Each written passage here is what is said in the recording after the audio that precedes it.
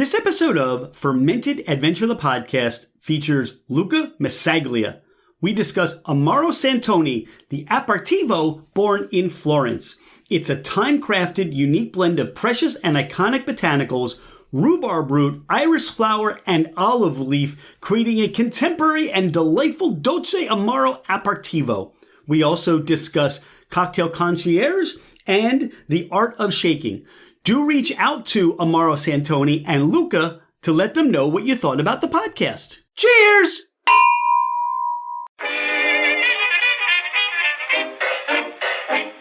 Hello, ladies and gentlemen, craft spirit enthusiasts, and those interested in the intoxicating world of craft distilleries, cideries, meaderies, wineries, and the occasional foray into breweries. It's Rich Shane, and welcome to Fermented Adventure, the podcast, where we bring you the fascinating people that are making the mash, fermenting, distilling, bottling, pouring, and delivering to you some of the finest libations in the world. Before we get started, here are a few housekeeping items. Thank you for bringing the podcast into wherever you are, and whatever you're doing, we truly are grateful that you have chosen to listen and make us part of your day. It would mean the world to us if you left a 5-star review. This helps us climb in the rankings, and it makes it easier for others to find us. Don't hesitate to leave us your comments as well. If the podcast didn't meet your expectations, tell us why. We're always striving to improve. You can find us at fermentedadventure.com. We are on Instagram and Facebook as Fermented Adventure. Email us at fermentedadventure@gmail.com. All right, FA Nation, let's meet our guest. He's Luca Missaglia. I'm Rich Shane. This is Fermented Adventure, the podcast. Luca, welcome to the podcast. Thank you. Thank you for having me. I'm really pleased to be here. I am pleased that you're here. And we met at Bar Convent, Brooklyn, BCB. And that short time was not enough time to get to know you. So in this time together, we were talking in the beginning that those Instagram feeds, hey, 3 seconds, 15 seconds is not enough time to talk about story and where everything started. So what I want to know from you, Luca, is you got a lot of stuff going on. Where did all that get started for you, and what are you doing? Well, I think I'm driven by passion. That is the first thing. And I'm taking care of multiple projects, which is one of them is inside my heart. We're talking about the Amaro throughout my agency, which is called Cocktail Concierge, in partnership with my friend Simone Caporale. We are looking after like the growth and expansion of brands. And one of those is Amaro, which is called Amaro Santoni. So this is where everything is started, the love for cocktail and love for aperitivo. But then everything is moving on, and the passion for our industry, especially when it comes to cocktail, to share educational courses, I think is essential these days. So I'm running as well a platform which is called The Art of Shaking. And it's a platform that everyone can have access on. And it's the way how you get the knowledge outside your comfort zone when it comes to bartending. So these are the two projects. Then there is a third one, which is actually kicking in a different way, but that would be a surprise. We'll release it more like beginning of next year. Well, I love surprises, and I can't wait to hear and learn more about that and your projects. But go back and let's talk about Amaro Santoni. What I remember when we met you and when we tried this, it was this Amaro, this wonderful pink hue color, almost like a grapefruit color to it. It was floral, it was bitter, it was botanical, it was delicious. And how did you come to be involved in the Amaro? And talk about the process for that. The passion for Amaro, it starts from the early days of my life. As I'm from Milan, for us, Amaro is in our DNA. We don't have blood as you do in California. We have Amaro through our veins. And one of the Amaro that I used to drink, it used to be really herbal, really strong. And when I was little, but the passion, it comes because working in the bar, you understand that there is a niche of product that actually is really resigned with you. And I like a lot Mexican spirits. But at the same time, I believe that the Amaro it's something that it needs to have more attention for the public, and the aperitivo time, the cultural moments of this aperitif, I think it needs some support. So that's why I come in like a Superman, the aperitivo of Superman, trying to help on that with Amaro Santoni. So get into details about Amaro Santoni. It's not just an Amaro that is being brought up for marketing purposes on a table to make money. This is a traditional recipe that he had a touch of innovation coming through, and is made by Gabriello Santoni and Stefano Santoni, the second generation master distiller of the Amaro Santoni. So are those that actually came across a liquid, and they're really expert into that. But what they're not expert on, it's from the expansion and the marketing side. And that's where my role is coming into this project. So taking care and evaluate whatever is the product and how can be communicated out there in different markets. Because believe me, between the US and Europe, it's two different languages. Even in US, when you are in the East Coast and when you are in the West Coast, you probably notice the difference. And it's really important that the messages come through correctly, maintaining the roots of the family, right? So that's what I do. But I mean, Amaro and Amaro Santoni is a drink that is really simple to be drunk, and it's something that it tastes of rhubarb. It's bittersweet, as you probably tasted in the US as we are distributed, and is the perfect salt and pepper for a bartender, the perfect ingredients for a bartender into cocktails. So it will be like, that little ingredients that it gets your drink into the third dimension, It's not just about the simplicity, but it's about making something great. And I think the perspective of the Amaro Santoni, it works really well for that, especially with the sparkling, with sparkle, Prosecco, champagne, soda. So it's really, really good. See, one of the things you talked about right off the bat when we began discussing all that you do is passion. And man, it's coming through loud and clear. This passion for this project, again, when we were first introduced to you, I could feel that passion. And it made enjoying that Amaro, it rose it to another level. And it's somewhere where, you go through and you try all these different things, but there are things that stand out. And two things. Number one, what was in that bottle and what we enjoyed stood out, but your energy and your enthusiasm stands out, and it's infectious. When you talk about, hey, I grew up in Milan and this is in our blood.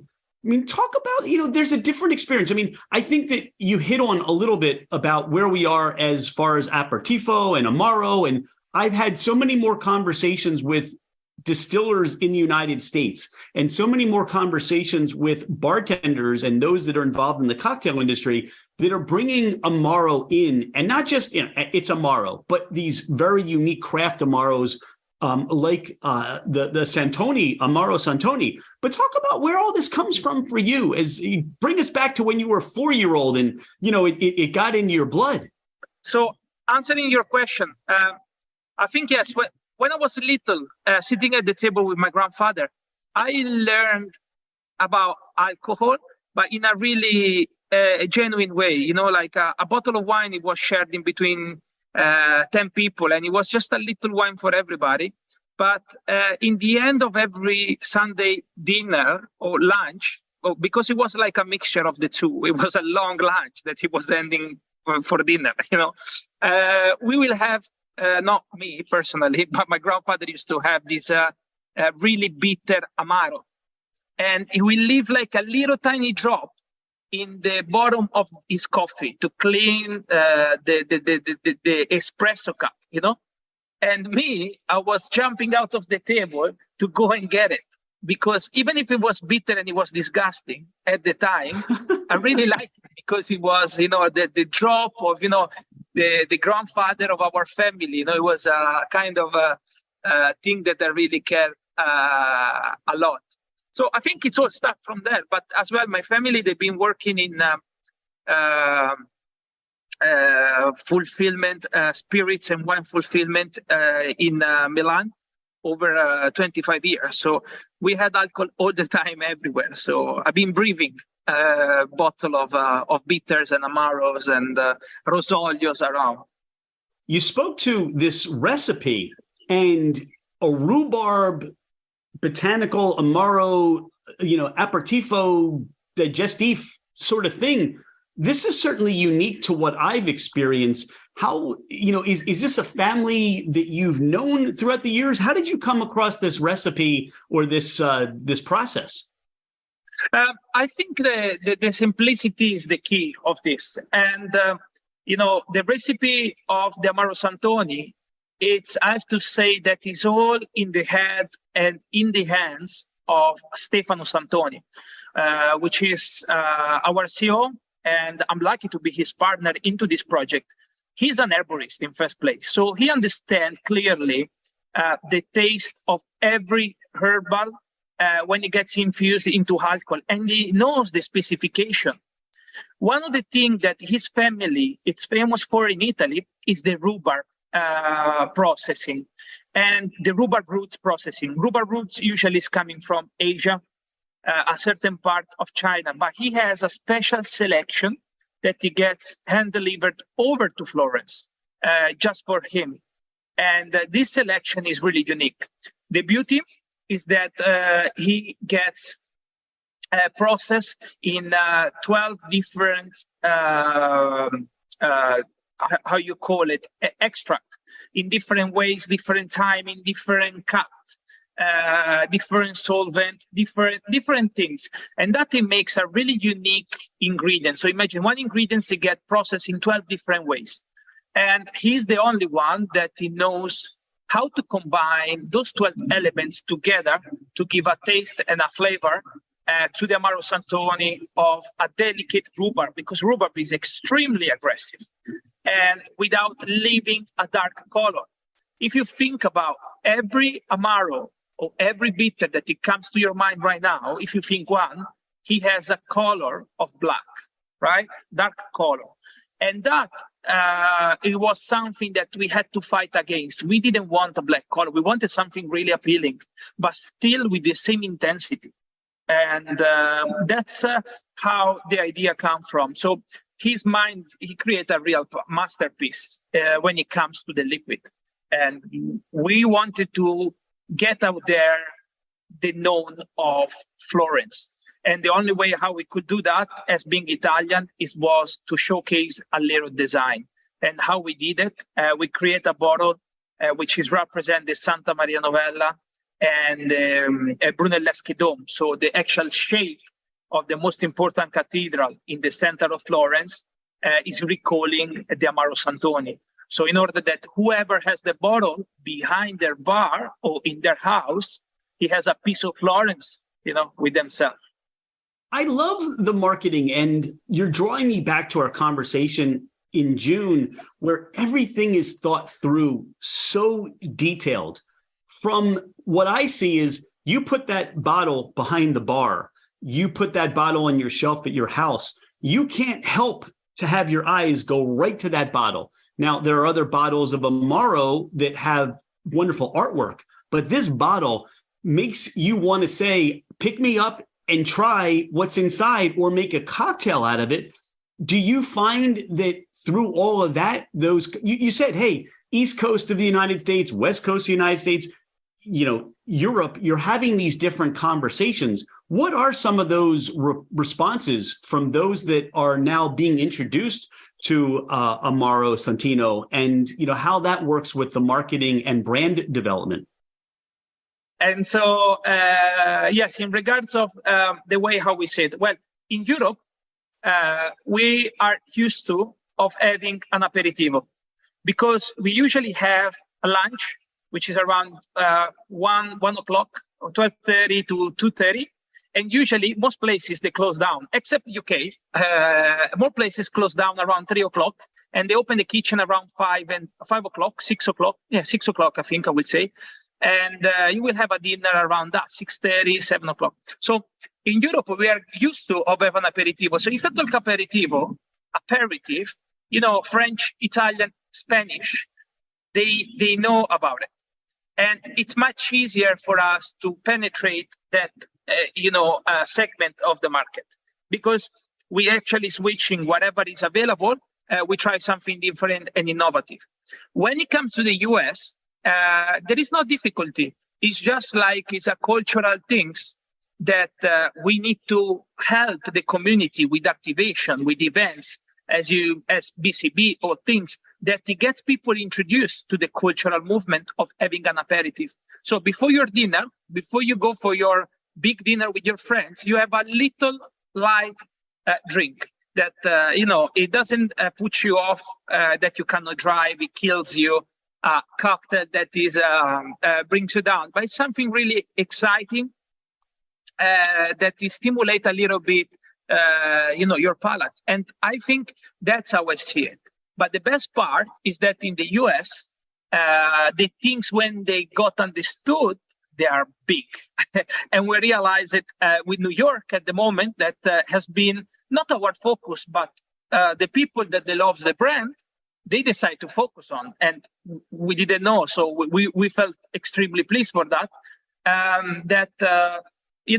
they understand how to play with it. So an example, just to make it super clear, the Dante in New York, they're serving a Garibaldi with grapefruit and with Amaro Santoni. So it's something that is 2 ingredients, really simple, made à la minute, so made at the moment, freshly squeezed pink grapefruit and Amaro Santoni, and it's a delicious drink. So that's, I think it can change whatever is the perception of people on the East Coast. On the West Coast, I want to say that actually we just arrived. It has been not much that we are imported and distributed in California. So there is a lot of work that has to be done. And for sure, activation that it gets consumers, bartenders that are our advocates, will be involved to create this aperitif cultural moment. Let's call it like that, cultural moment. Pardon the interruption. If you like what you hear, if you love what you're hearing, please share the podcast. Please take a screenshot of the podcast, post it on your social media, tag us, just to let everybody else know about Fermented Adventure, the podcast. We'd be grateful for your help to grow our podcast. What I find fascinating, based on a lot of what you shared, is, you talk culturally, and the idea that it's acceptable to have a little bit of an aperitivo prior to, your meal. We don't necessarily find that in the United States. Maybe it's a glass of wine, maybe it's a cocktail. And I think I feel that when we, as in the United States, are receptive to an Amaro or a digestif or an aperitif, we're thinking, what can I do with this in a cocktail? And I don't think we gravitate towards, hey, just have a little bit and enjoy the flavors and the botanicals and all the experience there just by itself. And what you taught me today is, and what I can't wait to do is, just a little bit before dinner, just a little bit, where if I have guests over for dinner, I may pour a little bit of the Amaro Santoni and say, hey, this is how we're going to start. Then we go into cocktails. Maybe then we go into wine. Then we come up with creative ways to use the Amaro Santoni, and with Cocktail Concierge, you're teaching people how to be mixologists, how to be bartenders, how to creatively use this to make outstanding mixed drinks. Yes. I think that the importance is, as you said, yes, in the US, we are not used to, but things are changing, and they're changing fast because our way of eating as well is completely different. And drinking and eating, it goes along together, especially when it comes to alcohol. I love to say that aperitivo is just not like a cultural moment. It's a culture of the low ABV. I mean, low ABV, it's something that, in my opinion, is the way of drinking, because you don't need to get heavy. You can get like with a really little quantity of alcohol in your body, and you feel absolutely fine, So that is a point that I would like to raise, and I'm pretty sure that the US it will embrace it positively when it comes to lower ABV in their drink. So I totally believe it. And I think you're right to that point about it being a movement more towards a lower ABV society, consuming beverages. Maybe this is coming out of the COVID pandemic that we've done, a lot of isolation drinking, right? And now we want to find an alternative because, as you said, hey, I want to, enjoy something, but I still want to be able to function. Where do you feel through what you're doing, you've helped to educate the consumer or help to educate the palate even through the last couple of years with the COVID pandemic? I think that it's really important. From my point of view, educating is sharing valuable information. And it's not just throwing out there whatever, and be a marketer and tell them the story. I think it's about functionality and grateful taste, So how I explain this usually, it's talking through a journey. Imagine that, you are in Florence right now. And then from the moment onwards, I would love to imagine I'm in Florence right now. So thank you. I'm there. I know the cathedral you talk about. And so you're bringing me back. And, that's also when you drink this Amaro Santoni, if you've been there, there's so much reminiscence that's there. And if you haven't been there, it brings you there and you want to go there. Yeah, I think it's important to be involved emotionally from every aspect. And close your eyes, be there, you are there. When you're drinking it, a little tonic, a little bit of ice, it makes your day, And you have a nice and fresh aperitivo ready to go. And I guess the most important for us when it comes to consumer is to help them as well to not feel the barrier of creating a cocktail. It's for bartenders. Anyone can make a cocktail, believe me. Probably your bartender will be extremely professional and can play with many more flavors, but at home, you can do a great job, especially when it comes to Christmas or any festive, you can create your own drink and play with whatever it's your palate feeling. And then you will discover a really interesting combination. So bringing down that barrier and inspire consumer to get to know ingredients and play with it, I think is a good step. You talked about one of the other ventures you have as Cocktail Concierge. That's working with the beverage community to help them create a bar program and learn about more opportunities to make mixed drinks? So actually what we did create, it was something that it was totally unbranded. We didn't want to get too much on details on the brand because especially we lose its magic, But we wanted to focus on the artistry of a bartender and what bartender thinking these days. If you're really good bartenders, you really go outside your comfort zone. You're really thinking outside the bar. And with my business partner, Simone Caporale, we decided to come across the art of shaking, which is literally a streaming platform for bartenders that they can come on board with us. They pay an annual fee where they get 3 courses. One is related to cocktail, one is related to techniques, and another one is related to cocktail menu creation. Those information are not information that you can find on YouTube, for example, as making a mojito, making a daiquiri, because if you will pay for that, you are crazy. That's what I believe. And, it's the point is to get information that they can take you so far out from your comfort zone in order for you to have a step back, to adapt it to your reality, And that's where the Art of Shaking, our platform born 6 months ago, and we have 1,500 subscribers on the platform. That's tremendous. that's for us is a real pleased situation where we see, bartender get their knowledge out there, and that's how we're doing it. I think it's you're raising the level of what, first of all, for the industry, which is amazing, but you're also raising the level for the consumer. And the more you can educate, the more you can give confidence, because really it's confidence. If I'm a bartender and I think you hit it right out of the bat, it's stepping out of your comfort zone. As a bartender, if you're at an amazing, cocktail bar, you're the show. You're the athlete that people come and see.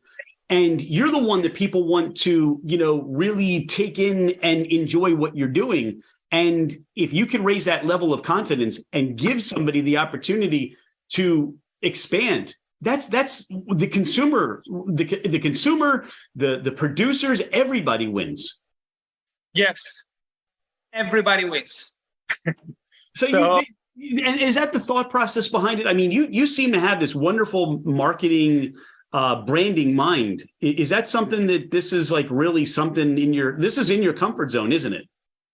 I think it's something that I always liked it. I'm really attracted by the communication, I have to say, more than the marketing itself, because this word marketing these days in 2022, everyone says marketing here, marketing there, social media manager, words like random, and they put it out there. And if you stop for a second and you try to detect what actually the job to be done, you understand that it's just word put it out there. So I would say that I'm being fascinated by two things.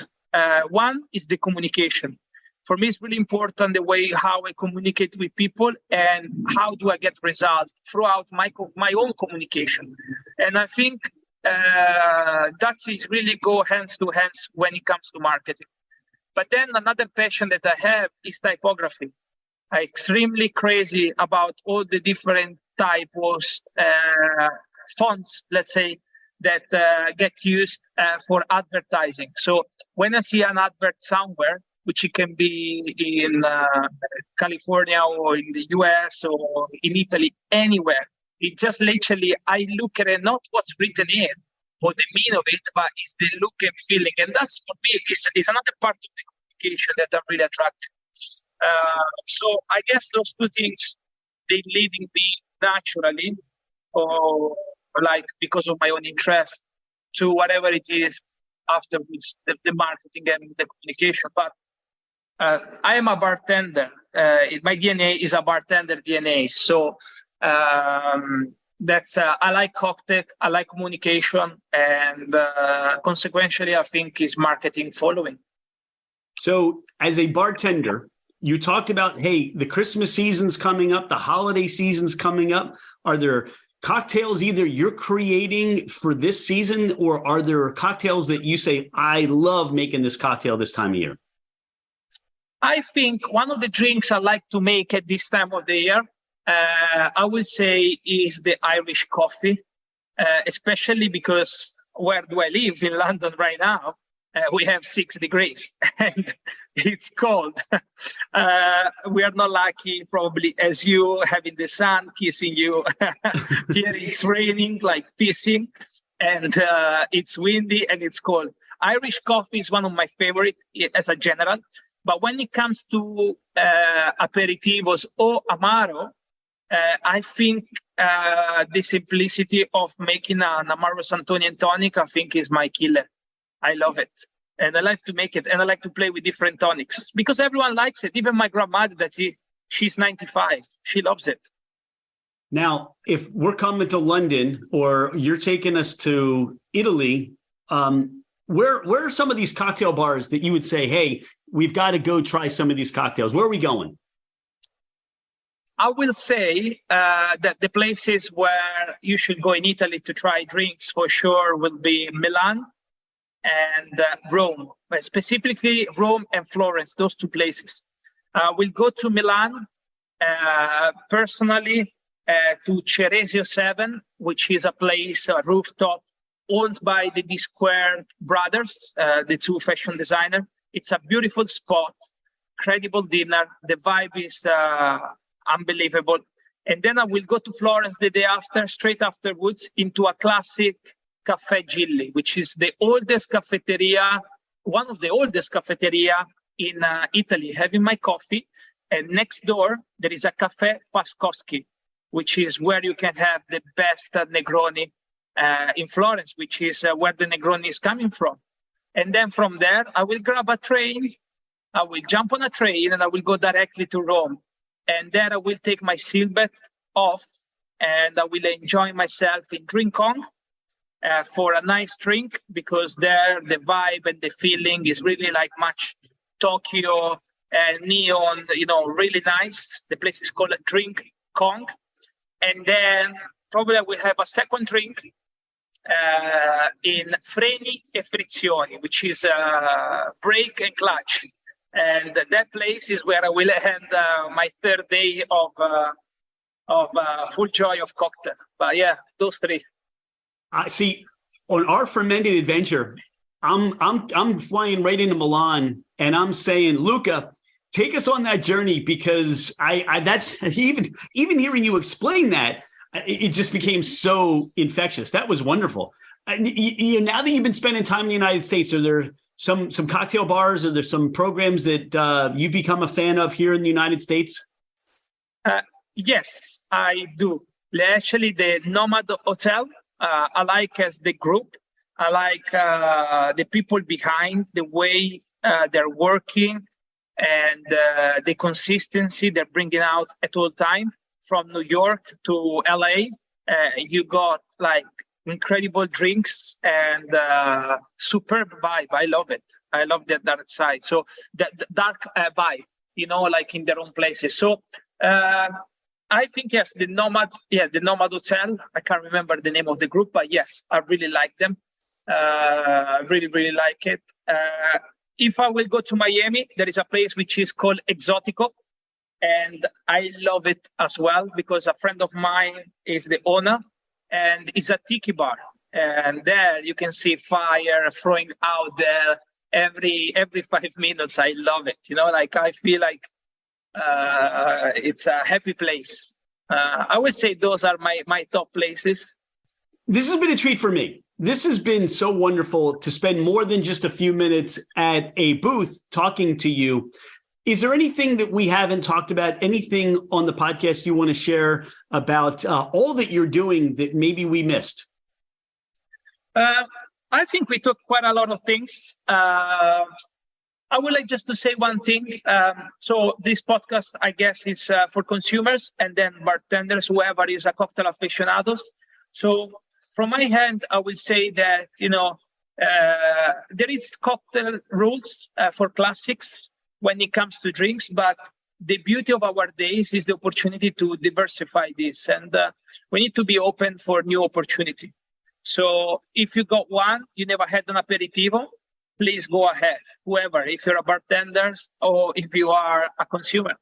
Well, that's what I said. When you explained having a little bit of aperitivo before the meal, I think that's going to become, I'm going to call that, we're going to Luca.